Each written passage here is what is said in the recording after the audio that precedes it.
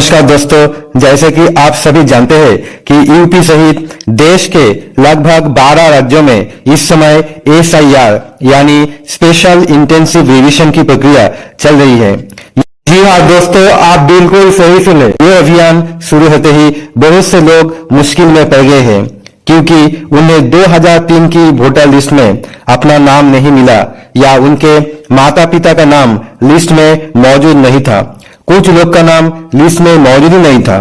कुछ लोग ऐसे भी हैं जिन्हें पता ही नहीं चला उनके घर गणना प्रपत्र आया था और उनसे गलती से फॉर्म भरने में चूक हो गई। कई लोगों से नाम की स्पेलिंग यानी भरतानी गलत हो गई, एपिक नंबर गलत लिखा दिया गया या दूसरी छोटी मोटी त्रुटियां रह गई। आप लोगों को चिंता यह है कि कौन कौन से दस्तावेज अब भी तैयार रखे जाए ताकि जब दिसंबर 2025 को ड्राफ्ट लिस्ट जारी हो और अगर बीपीएलओ कोई दस्तावेज मांगे तो वो तुरंत दिखाकर अपना नाम वोटर लिस्ट में जुड़वा सके।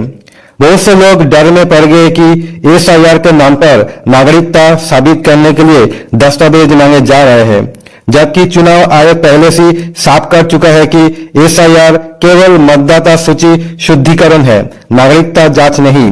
लेकिन अभी के समय 11 तरह के दस्तावेजों की चर्चा तेजी से क्यों चल रही है? किन लोगों को और कितनी उम्र के लोगों को दस्तावेज दिखाने हैं और किन्हें नहीं दिखाने, पूरी चर्चा इस वीडियो में करेंगे। लेकिन दोस्तों, अगर आप चैनल पर पहली बार आए हैं तो कृपया करके सब्सक्राइब जरूर कर लीजिए ताकि ऐसी जानकारी आपको समय समय पर मिलते रहे। तो चलिए जानते हैं विस्तार से।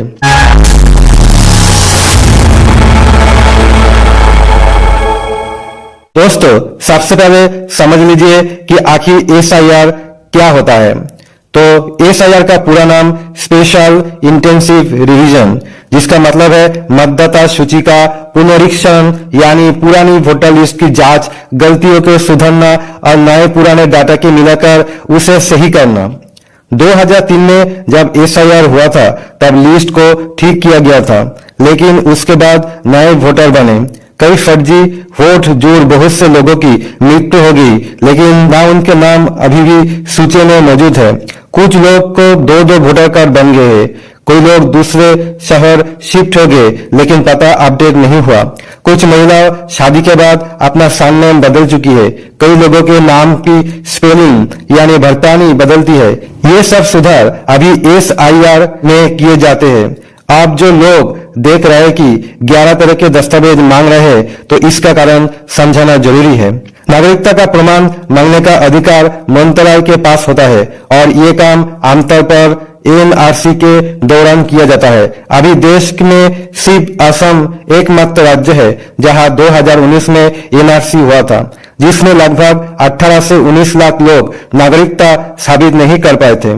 लेकिन ये बात याद रखिए, अभी जो प्रक्रिया चल रही है वो एनआरसी नहीं बल्कि एसआईआर है। एसआईआर में आपसे नागरिकता नहीं पूछे जा रही है, किसी भी प्रकार की राष्ट्रीयता जांच नहीं हो रही है। ये केवल वोटर लिस्ट को सही करने का काम हो रहा है। एसआईआर सबसे पहले बिहार में 2025 में शुरू हुआ था और अब यूपी सहित 12 राज्यों में चल रहा है, जहां अगले 1 साल में चुनाव निर्धारित है। बाद में यह प्रक्रिया पूरे देश में लागू होगी। अब समस्या वहां शुरू होती है जहां लोग 2003 की वोटर लिस्ट में अपना नाम नहीं ढूंढ पाए। कई लोग माता पिता या दादा दादी का नाम नहीं मिला या फॉर्म भरने समय लिस्ट उपलब्ध नहीं थी। कुछ लोग लिस्ट में नाम ढूंढ ही नहीं पाए। कई लोगों की पुराने एपीआईसी नंबर, नाम और एड्रेस अब बदल चुके हैं। 2003 में कुछ और था, 2025 में कुछ और है। ऐसे में सुधार जरूरी है। 8 दिसंबर 2025 को ड्राफ्ट सूची जारी होगी।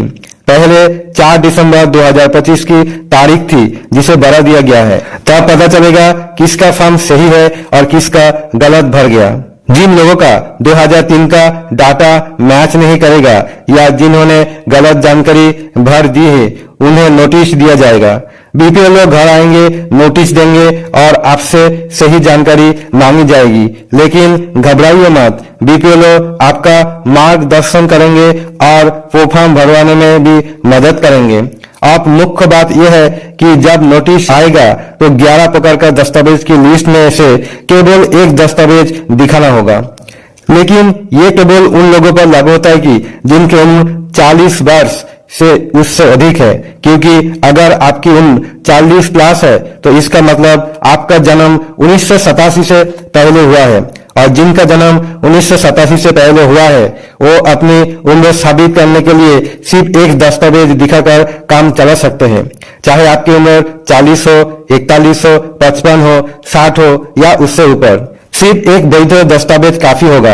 इसलिए अभी से उचित यही रहेगा कि आप अपने जरूरी दस्तावेज पहले से खोज कर रख ले, या जरूरत है तो नए बना ले, ताकि जब ड्राफ्ट लिस्ट आए और बीपीओ लोग घर पर आए तो आप बिना किसी समस्या के अपना दस्तावेज तुरंत दिखा सकें।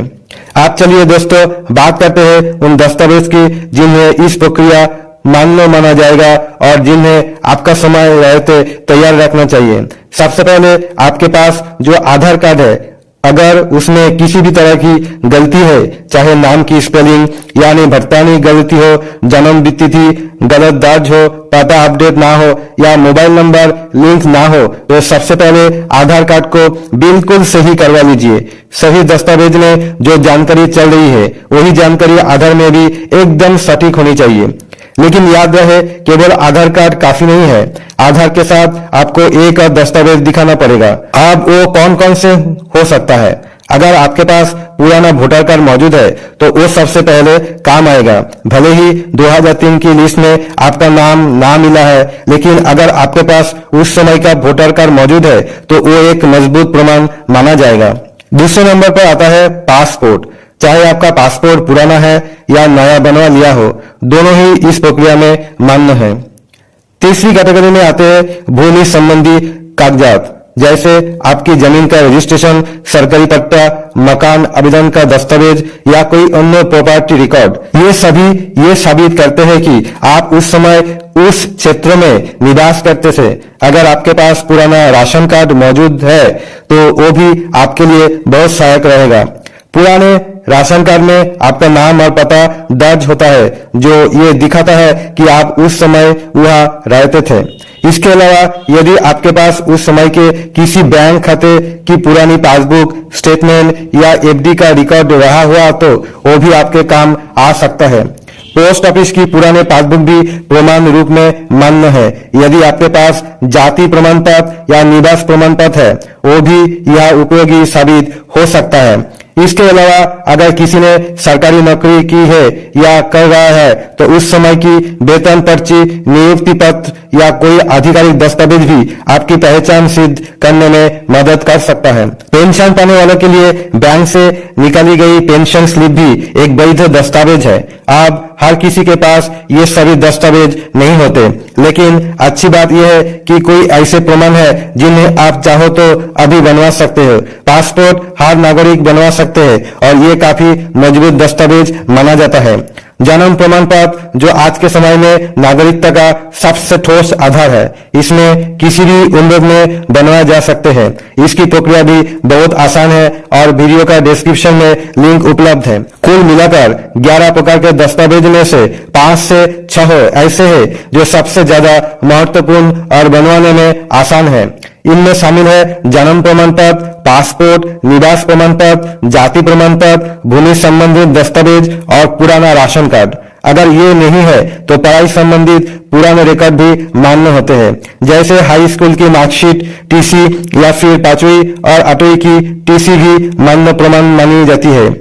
जितना पुराना दस्तावेज होगा उतना ही मजबूत सबूत माना जाएगा। अगर आपके पास पढ़ाई लिखाई का कोई दस्तावेज मौजूद नहीं है, लेकिन जिस स्कूल में आप पढ़ते थे वो आज भी मौजूद है, तो आप वहां जाकर रजिस्टर में अपना पुराना रिकॉर्ड निकलवा सकते हैं और उसकी प्रमाणित कॉपी बनवा सकते हैं। इसके साथ साथ परिवार रजिस्टर की नकल भी एक मान्य दस्तावेज है। उसमें आपका नाम स्पष्ट रूप में दर्ज है, इसलिए बेहतर होगा कि आप पहले से ही इन दस्तावेजों को तैयार कर लीजिए, क्योंकि जैसे कि चुनाव आयोग ने साफ किया है, यदि 2003 की वोटर लिस्ट में आपका नाम नहीं मिला तो ऐसे मतदाताओं को नोटिस दिया जाएगा और नोटिस मिलने पर आपको 11 प्रकार दस्तावेज में से कोई एक पेश करना होगा। उम्मीद है कि इस पूरी जानकारी से अब आपकी ये समझ आ गया होगा कि कौन कौन से दस्तावेज आपके लिए आवश्यक है और समय रहते इन्हें बनवाना क्यों जरूरी है।